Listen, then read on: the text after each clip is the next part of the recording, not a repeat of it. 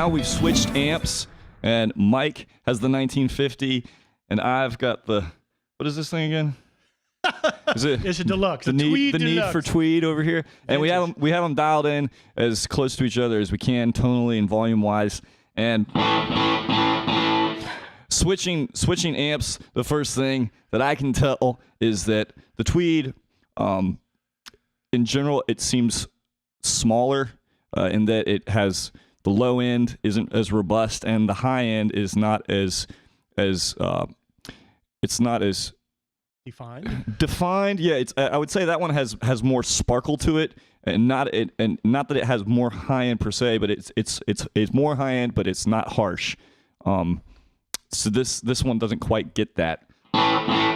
Still sounds great. It just sounds sounds more old school. Sounds like an old boutique amp, and that sounds like a jacked up boutique amp. So.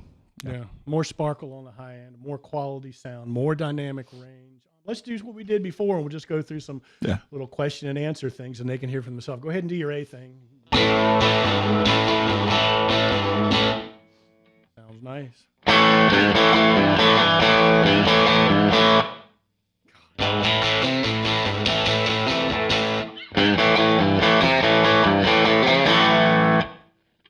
we turn down?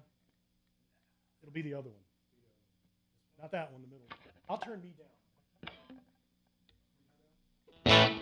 That's good. This one just has that sound to it.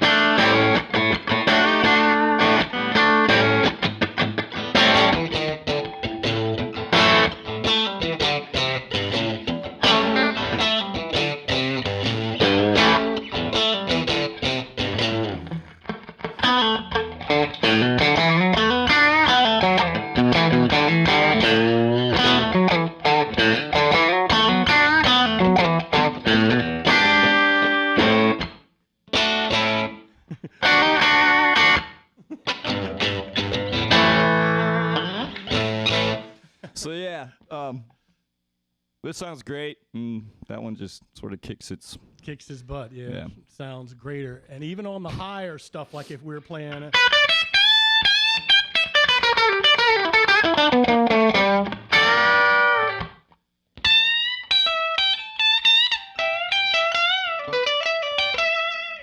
Yeah, it's especially obvious up there, you know.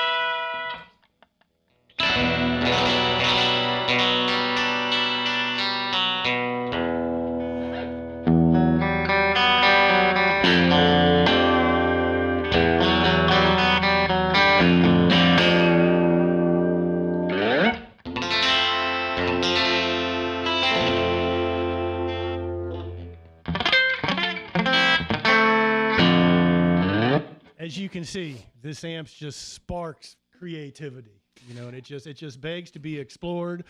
And there's a lot of knob turn and a lot of switching to do, and I'm sure you can find the exact tone you're looking for on this amp, no matter what tonal palette you're looking for. I've certainly found a bunch of mine, and I've barely dug into it because I found such one beautiful tone that I like the best, and I just sit on that one for hours. But I'm sure I'll explore. And what about you, Eli? Most definitely. I'm right there with you, Mike. Yeah, I think you can hear it. Well, you hear it in everything you're doing, but with the chordal stuff, really, where you let the notes ring out, you can hear all the rich overtones. It's very apparent. So, yeah. And you were talking about sustain earlier. That one has sustained, the Tweed, as it were. But this one, especially up high, I don't think there's any comparison. It has to do with circuit design, and you'd have to go to designer amp to get it to get him to explain it to you. But the designer of the amp has put a lot of time and research into this, and he designs a speaker.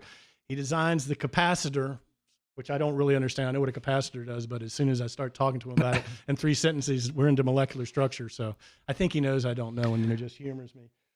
And he designed the speaker, and he designed the transformer, and the transformer has a different alloy content than a regular transformer, and that has to do with how the electrons get thrown to and fro, and I think that has a lot to do with the way the general amp sounds real smooth and warm. It has a very warm sound, no matter what you tune it to.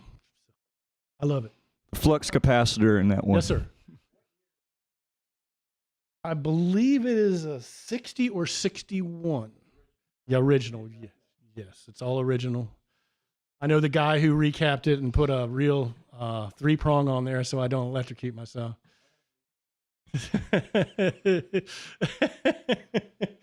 But, you know, the Deluxe is a nice, cute little thing, and it's pretty, and it's light, and it's a nice thing to have in your room, but it really doesn't stand to this. Plus, this one can get much louder, much cleaner, and can maintain any kind of warmth over any kind of sonic palette you choose over a range. And you didn't see how loud the thing will get. We never got it past 10 o'clock, I don't think, on the volume dial.